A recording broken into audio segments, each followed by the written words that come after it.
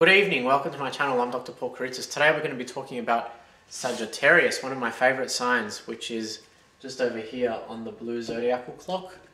It's one of my favourite signs, and three people that I know are Sagittarians. And it is indeed a godsend of the zodiac. Just a few things about Sag before we start. Its date of rulership is the 21st of November to the 21st of December. Its polarity is positive male. Its quality is mutable. The ruling planet is Jupiter. The element over which it rules is fire. The body parts over which it rules are the thighs and the hips. Its color is dark blue and purple, both spiritual colors, of course. Gemstone is topaz, and metal over which it rules is tin. In my mind, Sagittarius is proof of the Aristotelian teleology concerning God as the instigator, primal mover, and consummator of a hierarchy of purposes. As the last and the most evolved of the fire signs, the mutable energies of this zodiacal sign draw attention to the natural philosophy that the essence of all things that have been created are forever striving towards higher and more perfect forms. Sagittarius will religiously profess that everything is predetermined and that form matter contains within itself bits of genetic corpuscles encoding the final purpose and mode of expression. How do we know this? Well, doesn't the seed not sprout to become a tree? Does the human personality not grow, expand, and increase the field of its perceptive, intellectual, and spiritual vision by dissolution and death of the ego during the course of one's lifetime? Does the egg not hatch to become a chick after a period of incubation in the nest? Does the bland-looking caterpillar not undergo a physical transformation during its life cycle that sees it pass through individual and distinct phases of growth until it becomes a supernal butterfly? Does carbon, a gloomy and lackluster element, not fuse to become a sparkling diamond inside the womb of Mother Earth? What more proof of God's benevolent intent to perfect the forms and products of Mother Nature could one want than the existence of subatomic particles in various stages of interaction and evolution? What proof could be more convincing than the vestiges of that cosmic beginning known as the Big Bang, or perhaps the Big Crash? An alteration of the primal substance spurred by the collision of two universes as put forth by the unified theory of superstrings. Wherever Sagittarius is in our chart, we become seized, possessed, and driven by the big picture. This archetypal power has a knack for stepping outside the microscope of the human senses, getting its hands on a state-of-the-art Skywatcher 16-inch SynScan GOTO Dobsonian telescope and scouring the heavens for journeys of intergalactic discovery that will simulate sensual delights and tease the intellect. There is nothing more satisfying in life than a physical pilgrimage that tempts the mind to grow bold and question, if not outright reject, its learned biases and attitudes concerning established societies at large. Thus, it would be safe to say that Sagittarius isn't content being the passive observer of interstellar and deep space mysteries that it will never get to examine under the auspices of scientific investigation. No, that will never do. Seeing might be believing, but it will never be enough, not when it comes to understanding the true nature of reality. Sagittarius would rather be one of the lucky astronauts that gets to experience weightlessness and associated gravitational anomalies, walking on the moon, and a throng of other unusual and exhilarating things that most people could only envision in their wildest fantasies. That way, it can kill two birds with one stone. It can collect bits of vital information and concurrently enjoy the finer things that life has to offer. The trajectory of out of space provides the Sagittarian with an adrenaline rush, akin to the ride an intravenous user gets after a good hit, one that he or she doesn't want to end anytime soon by coming back to planet Earth. Even after the Sagittarian shuttle uses up all its fuel and is forced to re-enter the atmosphere of Earth, it brings its wide-angled perspectives and some of the heavenly ether with it. Having already scanned the surface of our planet for the existence of others whilst it was in orbit, Sagittarius is keenly bent on travelling to these places to interact with the various cultures abounding there. It wants to try out new and exotic foods and customs, meet, interact, and even share a beer or two with members of the indigenous population, explore religious and theosophical beliefs different to its own, learn different languages, and juxtapose moral and socio-political standards quite alien to its own mode of being with those of its own culture. Unlike some of the other zodiacal signs, Sagittarius will never scoff at the opportunity to connect with minority groups or support causes it deems are of utmost importance in the human plight. A Sagittarian is likely to be a sponsor for a homeless child in Africa, to donate to cancer charity, to campaign for animal rights and equality in the workforce, and to vouch for the cessation of activities that have contributed to global warming like deforestation and urban carbon emissions. This sign has a strong sense of identity and is not frightened, intimidated, or overwhelmed by people who are different physically, psychologically, culturally, or in their spiritual groundings. From an academic standpoint, they are fascinated by how social perceptions are moulded, group and non-verbal behaviour, conformity and its polar opposite, eccentricity, chauvinism and hostility. How does one's formative environment and culture actually mould the outer personality, the mirror that one uses to confront the world? Sagittarius wants to know how the above-mentioned phenomena affect social cohesion as a whole, and will go to any lengths for the sake of understanding the psychology behind it. Above all, it wants to see change unencumbered by authoritative limitations that will spur society towards the classical ideal of utopian perfectionism. So Atlantis, Shangri-La, a belief that it can be whimsically optimistic and fanatical about at times. Because much of its time is spent exploring the underlying psychosocial principles from which cultural groups and attitudes form, the Sagittarian can be disconcertingly accurate about any prophecies it makes or visions it has relating to social change. A condition of tempered mutability pervades the last of the fire signs.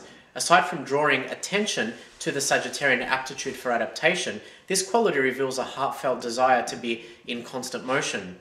Sagittarians will prefer to ride a bike, walk, jog to work rather than drive a car in or arrive via public transport. Activities and pastimes that get the heart rate up are also high on the festivity list of Sagittarius. Instead of sitting in an air-conditioned unit and watching serials and full-length Hollywood movies, the Sagittarian psyche prefers to bide time amidst other inhabitants of the great outdoors, where it can sail, yacht, swim, walk, and hike to the nearest waterfalls for a refreshing dip in the mountain waters. Risk-taking and a certain level of recklessness are also appeals to this sign, and it isn't uncommon for them to seek contentment in whitewater rafting, skydiving, shooting, hunting, deep diving, hand gliding, and mountain climbing. Despite the magnanimous and carefree sentiments indigenous to the depths of its being, the Sagittarian sign does have its shortcomings. First and foremost, fire is an expanding and rising element that can lose track of its own relentless activity and protean elasticity. Hence, all fire signs lack a degree of objective grounding that keeps sensory perception tightly bound to an understanding of reality that is detached and unencumbered by prejudice or emotion. Similarly, the Sagittarian man or woman encompasses a proclivity to stubbornly hold onto any established creed with zealous resolve, and even attempts to impose them on others, a deed that can be easily mistaken for the narrow-mindedness and intolerance it yearns to decimate. Unlike the earthly Libra, Sagittarius finds it hard to detach from its intuitive streaks and ascend to a bird's eye position above its own body, from where it can tune into the cosmic powers of percipience and good judgment. This can result in unruly situations where the Sagittarian might become indecisive in pursuing a requisite course of action, slumber into a protracted state of repose, or renounce its obligations altogether.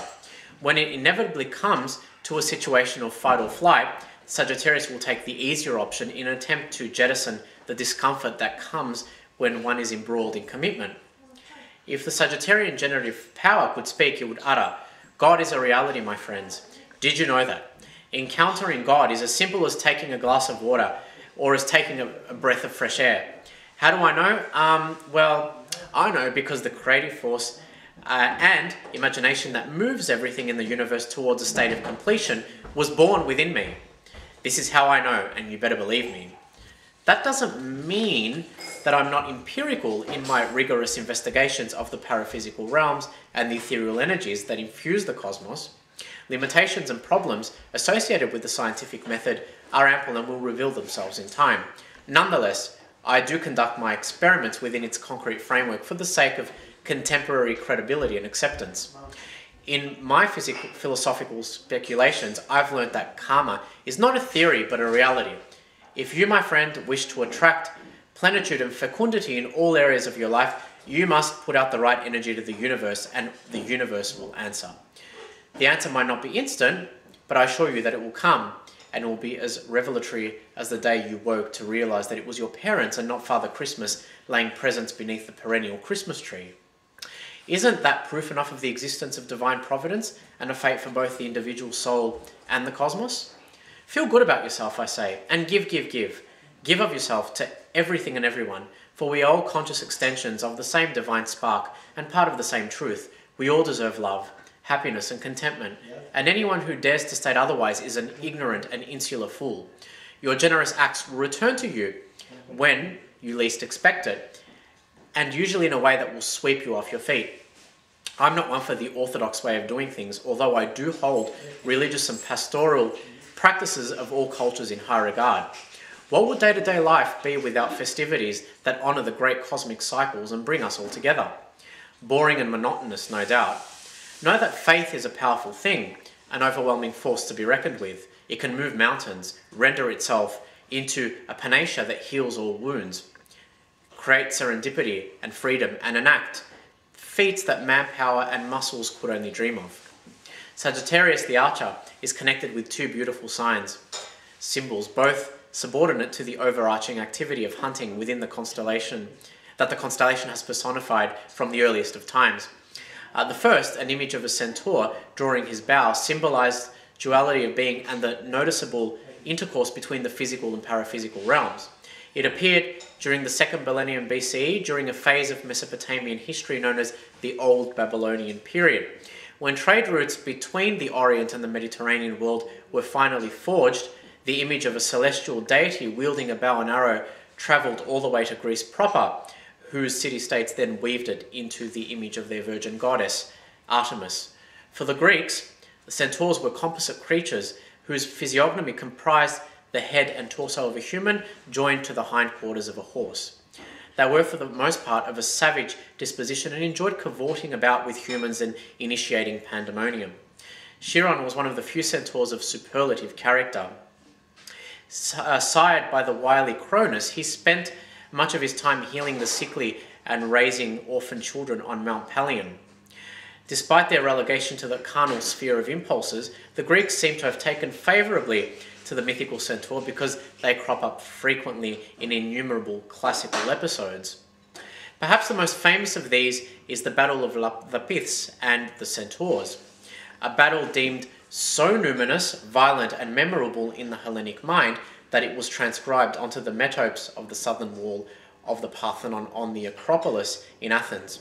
In the said encounter, a horde of centaurs were invited to a nuptial festivity in Thessaly, honouring the union of their half-brother Perithous to Hippodamia, daughter of Atrax.